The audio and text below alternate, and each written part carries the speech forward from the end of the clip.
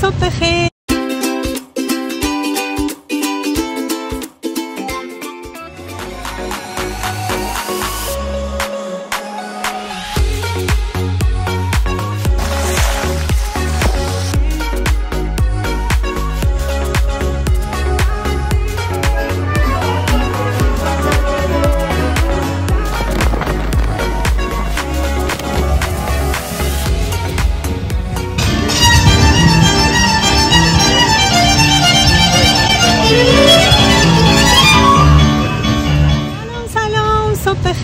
ساعت 11 رو وقت مانیکور پدیکور دارم.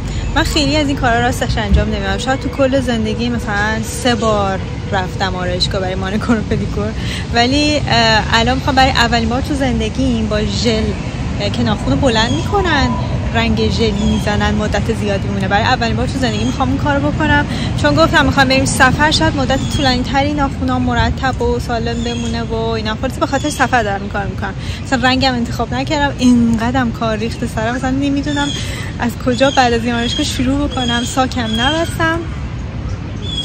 پرنده ها چقدر صدا میدن، یه چیزایی هم میندازن پایین، خوشگلن.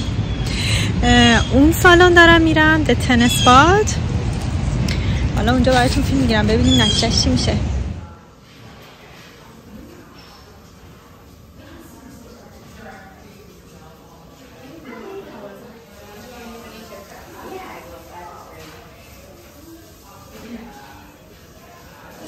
اینجا جلین منسمنت نداشتن، روی ناخن‌های خودم زد. الان نوبت پاهامه، همون دقیقاً همین رنگو میزنم، میخوام این شکلی میشه با. من کارم تموم شد، باید یه رو 20 دقیقه بشینم تا همسرجان بیاد منو برداره، به خاطر اینکه اینجا جای پارک نبود. مجبور شدم که ماشین نیارم. ببین اصلا جای پارک نیست. من منتظرم بیاد، من یه ذره فیلم و استوری بگیرم تا میاد همسرجان. یه بار دیگه نشون بدم چه خوشگله. ببین چقدر این گلا خوشگلن. بابای خیلی اینجا هوا خوبه، مثل تابستونه، اصلا انگار نه انگار پاییز شده. آروبا هم نگاه میکردم دمای هوا هلوش 30 درجه ایناست. باید کلی ضد آفتاب ببرم. منتظرم همسرجان بیاد. هنوز رنگشو خیلی دوست دارم. ببین چه خوشگله. خوشحالم که این رنگ رو انتخاب کردم.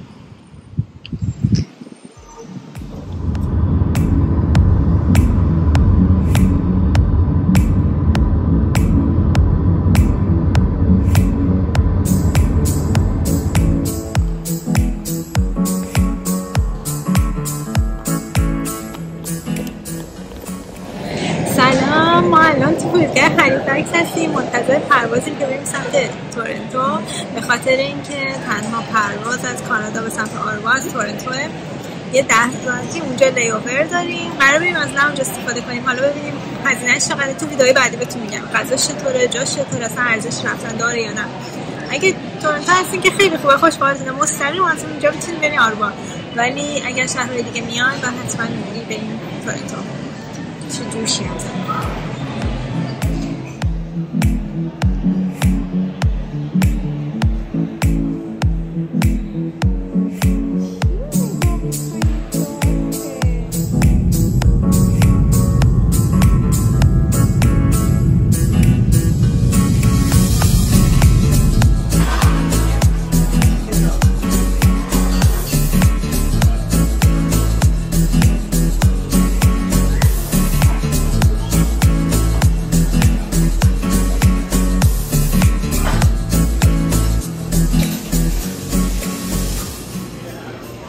سلام از لاونج پلازا پریمیوم فرودگاه تورنتو. ما تقریبا 1 ساعت و نیم هست که اومدیم اینجا. اولش که اومدیم یه خورد تو ذوقمون، به خاطر اینکه خیلی شلوغ بود، اصلا جایی نشستن نبود. به سختی یه جا پیدا کردیم، گفتیم وسایل رو بذاریم بریم یه ذره غذا بخوریم. غذاش هم من خوردم، ولی خود تو ذوق همسرجان، به خاطر اینکه همه گزینه‌هاش گوشتی بود یا مرغ بود یا گوشت قرمز بود، بیف بود با ادویه‌های هندی، با سس‌های هندی که همسرجان دوست داشت. من خوردم با یه برنجی بود کم پخته بود، خوردم، خوشم آمد، بد نبود. ولی چیزی نیست که فکر کنم دوباره بخوام تجربه بکنم. یه ذره سبزیجات هم بود کنارش خوردم و سیر شدم دیگه. یه میوه مثل موز و سیب و اینا هم داره، نوشابه داره، انواع نوشیدنی کافی و چایی اینا داره. بعد اینجا مسواک زدم و صورت همون شستم، کرممو زدم، آماده شدم که دیگه بخوام. یه 1 ساعت 2 ساعت تا ساعت 1 بار تا 1 اینجا هستیم. بعد میریم تو فرودگاه میشینیم که صبح سوار پرواز بشیم. در مورد قیمتش هم اینجا ما با تخفیف $114 دادیم.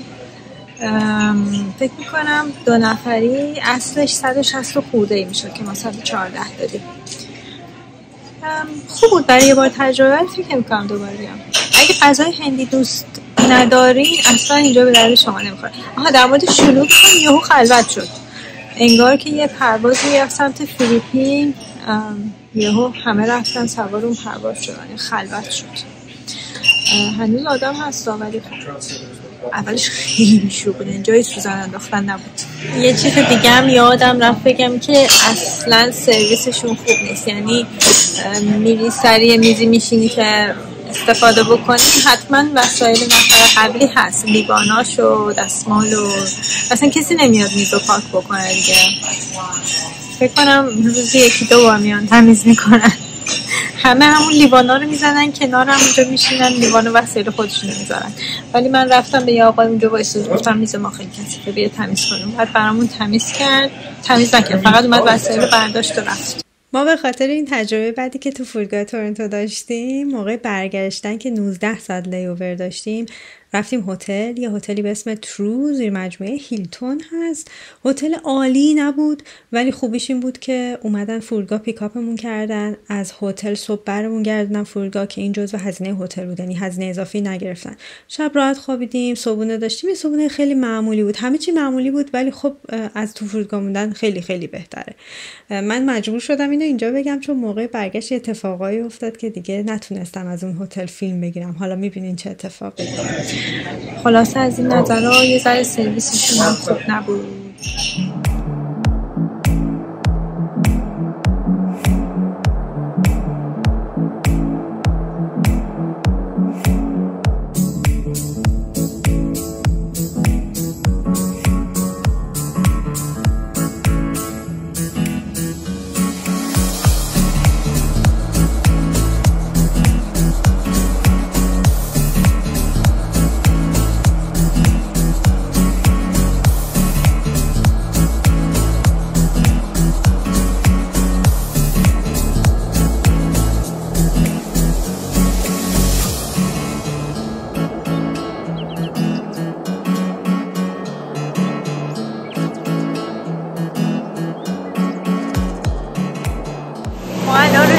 آروبا، نمیدونی چقدر گرمه.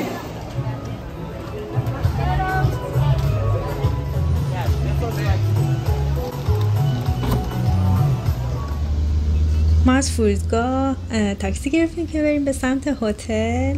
این کاکتوسای بلند و تیز که میبینی همه جای شهر بودن، یه چیز نرمال بود، همه جا میدیدین. این هم بافت شهریه، همونطور که میبینین کوچه ها همه خاکیه. خیابونای اصلی همه رو آسفالت کردن ولی کوچه های فرعی همه خاکیه. بافت شهریشو میبینین، یعنی اون عکسای فنسی و خیلی خوشگلی که از آروبا میبینین فقط قسمت توریستیش هست. جایی که مردم زندگی میکنن این شکلیه. کلی ساختمون جدید در حال ساخت بود که من احساس می‌کنم بیشترشون هتل بودن چون ساختمان‌های خیلی بزرگی بودن. یه سری درخت‌های کوتاه و خیلی جالب. من از این درخت‌ها توی کیش دیده بودم. از این درخت‌ها خیلی زیاد بود. بعضی جاها هم زیرشون پر مارمولک بود. حالا چند جا فکر می‌کنم فیلم گرفتم، جلوتر بهتون نشون میدم. اینم هتلی بود که اقامت داشتیم، امبسی سویت. هزینه فرودگاه تا هتل حدود $35 USD شد. جاهای دیگه داخل شهر، یعنی از هتل به داخل شهر، هولوش $7 $10 $15 قیمت مختلفی دادیم.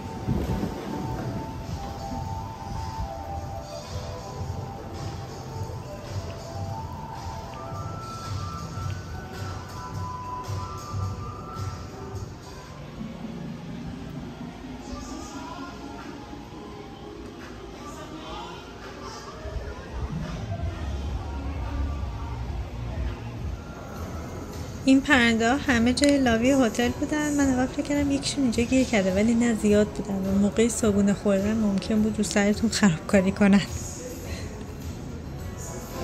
ما بالاخره رسیدیم هتل. چند تا فیلم قبل از این ویدیو گذاشتم، حتما دیدین. هتلمون امبسی سویت، هتل نوساز، 1 سال افتتاحش، یعنی هنوز 1 سالش نشده، ژانویه باز شده، ژانویه 2023. این ژانویه میشه 1 سالش. هتل تمیز خوبیه، سفره خوب بوده. الان تو لابی نشستیم به خاطر اینکه اتاقمون ساعت 4 حاضر میشه و هنوز ساعت 3 یا 3 و نیم شاید. یه ذره دیگه باید صبر کنیم اتاقو بهمون بدن. یه نکته که داشت اینه که بیرون خیلی گرمی و شرجی بود، خیلی گرم و شرجی. بعد که میای تو سالنا یا خیلی سرد میشه، اصلا میگه بدن آدم ترک میخوره، رو گرم و سرد میشه. اینشو باید آدم حواسش بشه. ولی خوبه، هوا خوبه، خیلی گرم. منو یاد کیش میندازه، تابستون کیش، اینقدر شرجی و گرمه.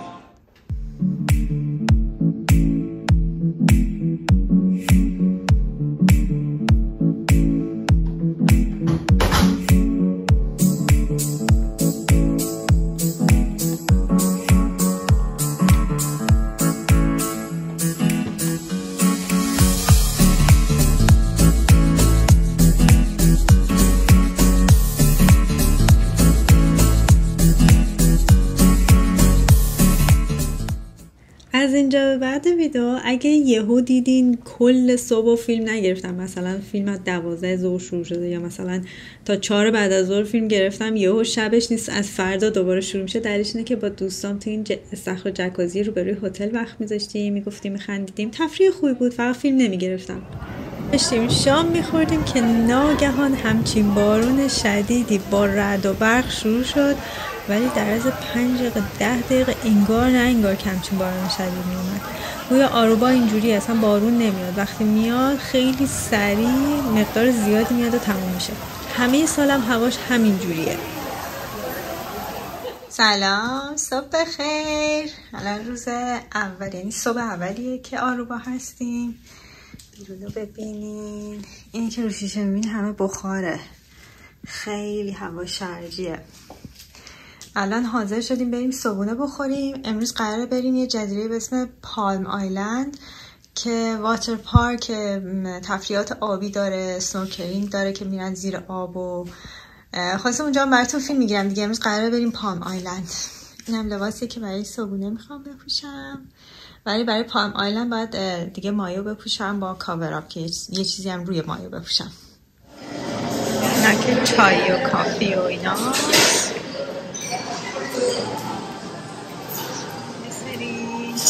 پنیر و کاشوت و میوه و اینا اینجا داره،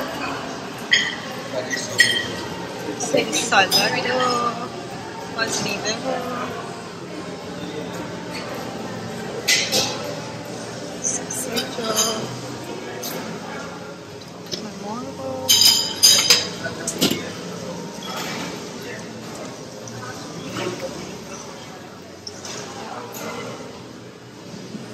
اینو تیترز سیب زمینیش اصلا خوب نبود، دوست نداشتم.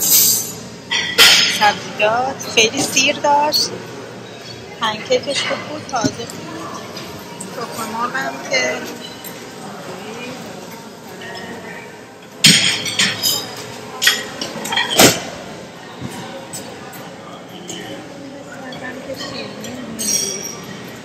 بچه هایی که دوست دارن میگن صبحونه‌ش اینجوریه.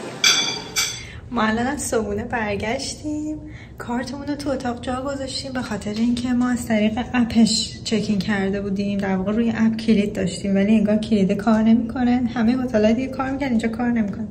الان همسر جان رفته که بهشون بگه بیان ما رو راه بدن تو.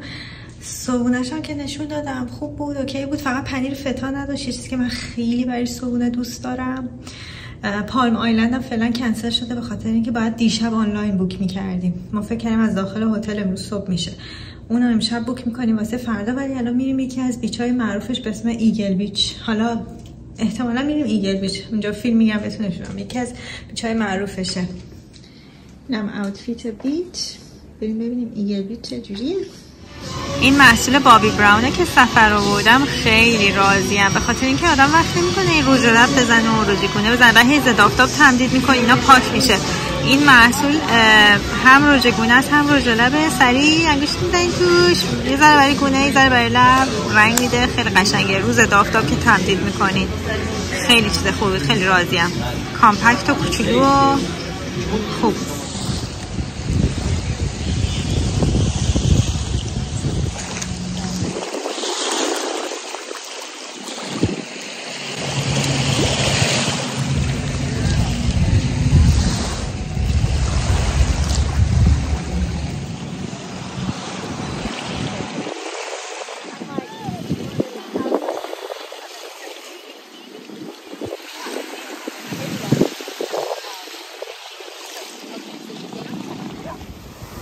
داستان این سگی که توی فیلم می‌بینیم که تا آخر سفر شده بود سوژه خنده ما اینه که یه خرچنگ کوچولوی گیر آورده بود از تو خاک، به زور انقدر پارس کرد از تو خاک در اومد، هی نگاش کرد هی بهش پارس می‌کرد، اون خرچنگ هم هی میرفت فقط این بهش پارس می‌کرد. خلاصه کلی بهش خندیدیم و شده بود سوژه سفر ما.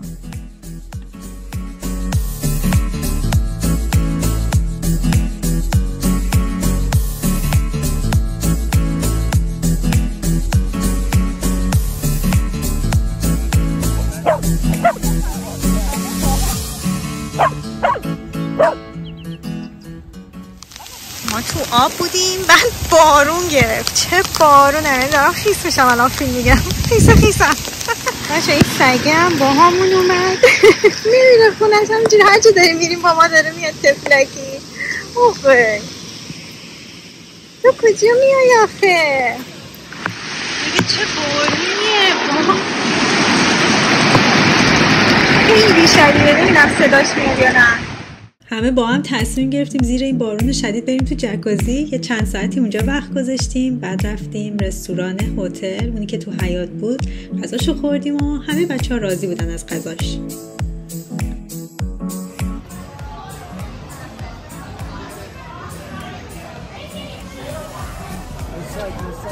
Sorry. You go ahead.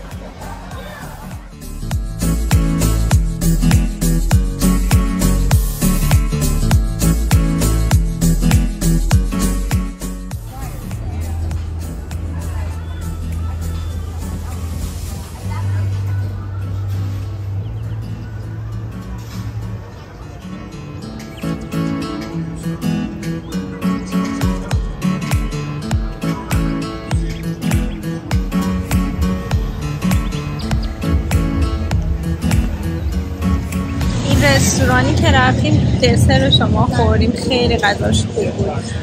بچه‌های دیگه ریزوتو خوردن، غذای دریایی خوردن، اونا هم خیلی راضی بودن. کلا خیلی رستوران خوب بود. اگه اینجا اومدین حتما این رستوران امتحان بکنید. این خیابونش هم خیلی خیابون قشنگیه، ارزش دیدن داره، قشنگه. از این مغازه یه سری کار دستی داشتن خریدیم، یعنی در واقع دوستام هر کدومشون کادو گرفتن برام، به هم دیگه کادو گرفتیم. خیلی خوشگلانه، خیلی هیجان دارم برم اینو باز میکنم عکسشو میذارم. ما الان از رستوران برگشتیم، داریم برمیگردیم اتاق. خستم. میخوایم پالم آیلند بیچ رو برای فردا بوک بکنیم، اونجا براتون فیلم میگیرم چون اونجا هم خیلی جای جالب و معروفیه.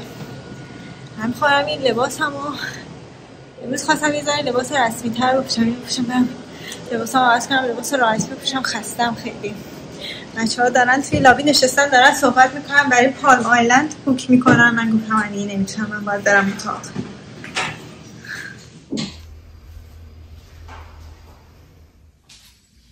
این دستبندی بود که یکی از بچه‌ها برای هر ستامون گرفت. ببین چقدر خوشگله.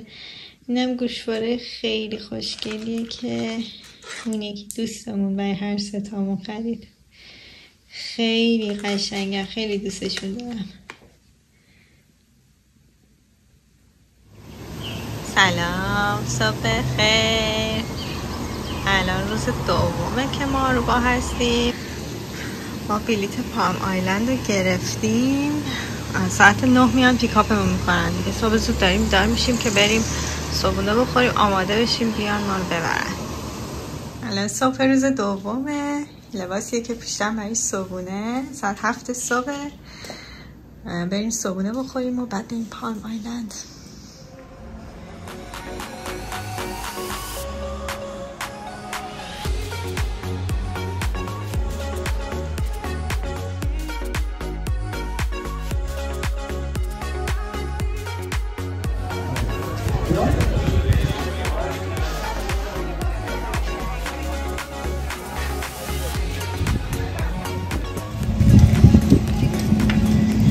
این دستبنده رو دستتون میکنین، بعد میرین اونجا سوار کشتی میشین که بریم آیلند اینجا.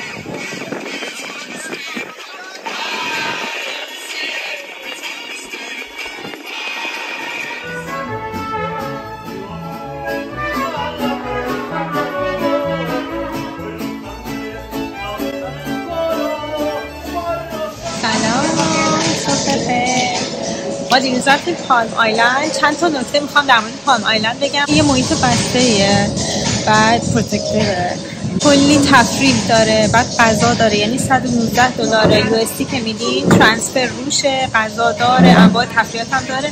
برای بزرگسالان هم خوبه چون 2 تا بیچ خیلی خوشگل داره، تفریح آبی داره، سرسره آبی داره. ما سوار بنانا بوت شدیم، من خیلی ترسیدم ولی خوبه، فانه دیگه، یعنی واقعا به قیمتش میارزه. کاملا توصیهش میکنم. تنها چیزی که ما پشیمون شدیم اینه که ترانسفر هم گرفتیم روش. ما اولین هتلی بودیم که ما رو پیکاپ کردن، طول کشید تمام هتل‌ها رو، اونایی که با ترانسفر بودن تمام هتل‌ها پیکاپ کنیم. 1 ساعت دور شهر ما چرخوند. اگه خودمون تاکسی میگرفتیم به نظرم بهتر بود، یعنی بدون ترانسفرش رو میگرفتیم بهتر. اینجا یه نکته که داره، آروبا پر مارمولکه، یعنی اصلا باورتون نمیشه. یعنی اون قسمتایی که درختای کوتاه داره توی بولوارا نشون دادم، زیرش پر مارمولکه، یعنی شهر مارمولکه اینجا. یه نکته دیگه هم که اینجا داره بزنم، من چراغ قرمز نمیبینم، یعنی همه با مثلا رعایت اولویت هیچ هستن، میرن تو دل هم ولی اونجوری میرن. اصلا من چراغ قرمز تو شهر نمیبینم. ما این روزو کلا رفتیم ایگل بیچ، بیشتر زمان رو اینجا گذاشتیم. اون بیچ قبلیه که دیدین روبروی امبسی سویت بود، روبروی هتل بود، ایگل بیچ نبود. این دفعه اومدیم ایگل بیچ.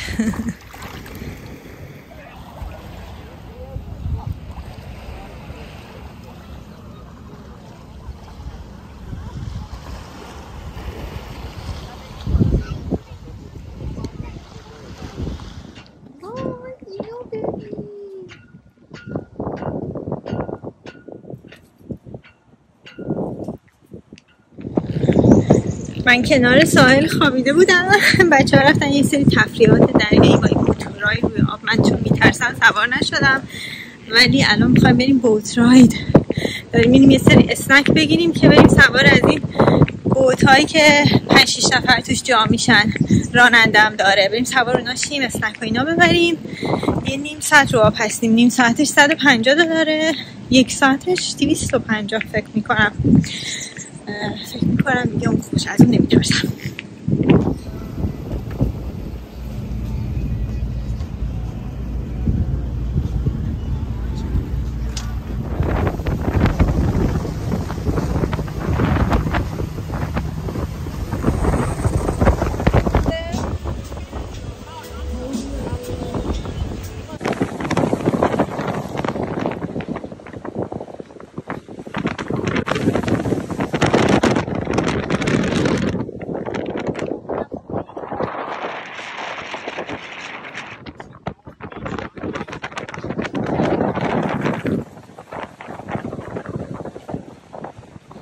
ما از بیچ برگشتیم، من دوش گرفتم، یه استراحت کردم. الان تقریبا ساعت 7. میخوایم بریم یه رستوران ایتالیایی، اسمش یادم رفت ولی توی ویدیوهای بعدی عکسشو میذارم. اگه غذاشم میگم خوب بود حتما میگم. اینم لباسیه که امشب میخوام بپوشم. اینم گوشواره که دوست عزیزم برام خریده بود. اینم دستبند خوشگلی که اون یکی دوستم گرفته بود.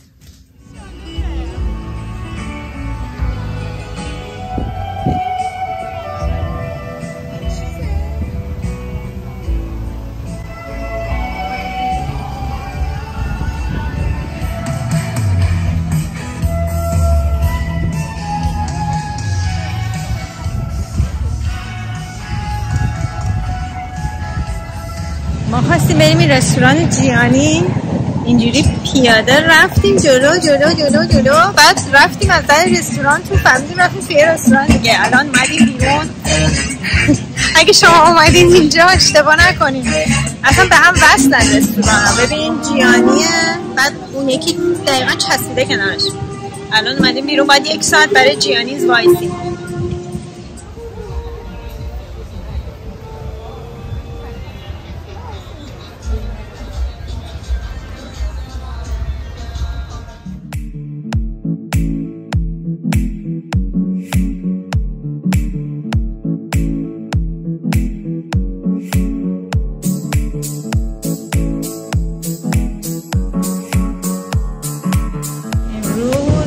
چندم سفره دیگه، نمیدونم روز چندم سفره.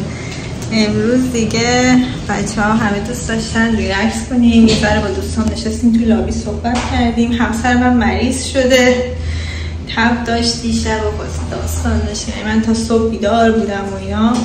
احتمالا همسر جان تو اتاق بخواد بهمون استراحت کنه. ببین مامان چقدر بلند شده. واسه خیلی نگرانمون بودم و ولی خب بعد از ظهر احتمالا برای نهار بریم بیرون. همسرم هم توی هتل میمونه استراحت میکنه. اینجا یه خورده گرم، خیلی شرجیه. فکر میکنم تو فرودگاه اینا احتمالا یه ویروسی هم گرفته. خلاصه نمیدونم چی شده. حالا دارم بهش سر بزنم ولی بعدش میریم بیرون. خب ما امروز تو هتل موندیم، صبح استراحت کردیم، یه ذره با بچه ها صحبت کردیم. برای بعد از ظهر تور غروب آفتاب روی سیل روی کشتی گرفتیم که قرار اپتایزر هم بهمون بدن. غذا نیست ولی مثلا اسنک های کوچولو احتمالا باشه. آره دیگه اونو میریم. اون بین ساعت 5:30 تا 7:30. قیمتش هم نفری 79 به علاوه تکس. حالا میریم فیلم بگیریم ببینیم اصلا خوبه یا نه.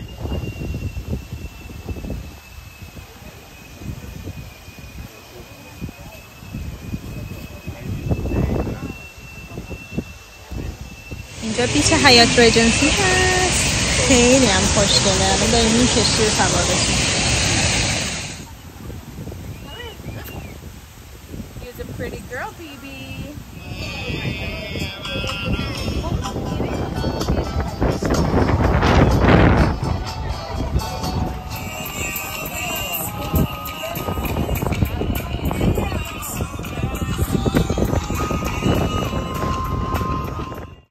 ما بعد از این تور کشتی رفتیم یه رستورانی به اسم کاساتوا پیزریا. رستوران خوبی بود. من گریل چیکن در واقع سالاد سزار خوردم با گریل چیکن، دوست داشتم، خوب بود، محیطش هم خوب بود، حتما توصیه میکنم. کلا شب خوبی رو گذروندیم. فقط رو به مریض شدن بودم، اینو احساس میکردم. این قیافه افشون و پریشون که میبینین دلیلش اینه که خیلی از خودم کار کشیدم، کم استراحت کردم. همسرجان مریض بود فکر کنم، ازش سرماخوردگی گرفتم، یه خورده ضعیفم شدم. امروز یکی از دوستامون برگشت، ما و یکی دیگه از دوستامون موندیم تو هتل، ولی خب من تو اتاق موندم استراحت کنم. اینی اصلا ببین قرص تب برو ضد درد خوردم. اصلا دامونم ببین الان میخوایم از هتل غذا سفارش میخواد. الان 1-2 روزه که اینجوری گذاشته. امروز الان میخوایم غذا سفارش بدیم و فردا هم اینجا هستیم و پس فردا برمیگردیم. رستوران هم اینجا 2 تا رستوران داره، یکی که تو لابی هتل غذاشو خوردیم خوب بود ولی فقط خیلی کندن دیر میارن، یه دونم تو حیاط داره که باز اونم غذاش خوب بود، اون سریع‌تر میارن، غذاش هم خوب بود، راضی بودیم. الان من اتاقو تمیز کنم، مجبور شدم با این قیافه افشون و پریشون برم تو راه رو بشینم که اتاقو بتونن تمیز کنن. فکر کنم هنوز تو اتاق مونه. ما تنها جایی که ندیدیم یه فانوس دریاییه که خب عکساشو دیدیم، خیلی برامون جذاب نبود. یه دونه استخر طبیعیه که انگار البته یه سری سنگ وسطش آب جمع شده، به عنوان استخر طبیعی معرفیش میکنن. اونم بچه ها گفتن که عکساشو دیدیم خیلی چند نورش خوبه، خیلی جذابی نیست، به خاطر اونو نرفتیم. یه دونه مال رنسانسه که این مالاست که همش برند و اینا توشه، اونو میخواستیم امروز بریم با دوستم ولی من دیگه ترجیح دادم یه ذره استراحت کنم، یه ذره به بدنم استراحت کنم، خیلی خسته شدم. این مریضی هم از تنم بره، احتمالا فردا بریم، پس فردا هم که برمیگردیم.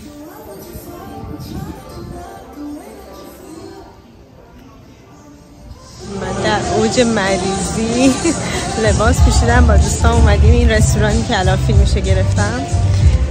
بچه ها دیشب رفته بودن میگن غذاش خیلی خوبه، الان میخوایم بریم ببینیم غذاش چجوریه. ما نهارم نخوریم، میخوایم نهارش هم یکیشه.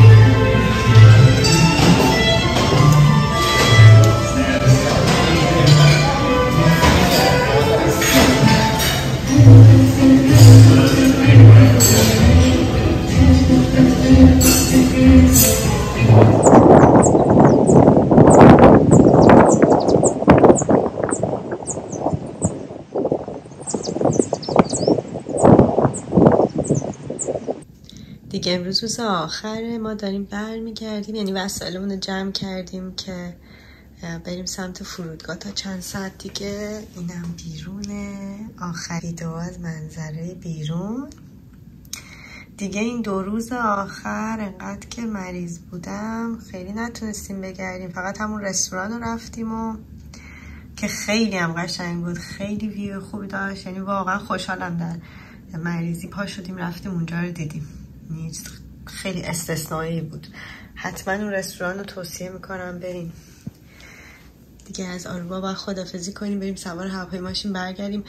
سفر خیلی خوبی بود، مخصوصا اینکه با دوستامون بود. به من خیلی خوش گذشت، خیلی هیجان داشتم دوستامو ببینم دور هم. فقط احساس میکنم 7 روز یکم زیاد بود. نمیدونم، شاید چون این آخری من مریض شدم احساس کردم 7 روز زیاد بود. شاید مثلا 5 روز کافی بود، چون این 2 روز آخر فقط من مریض بودم. نمیدونم، شاید اگه سالم بودم 7 روز هم کم بود. ولی دیگه الان روز آخر رو دیگه داریم خداحافظی میکنیم.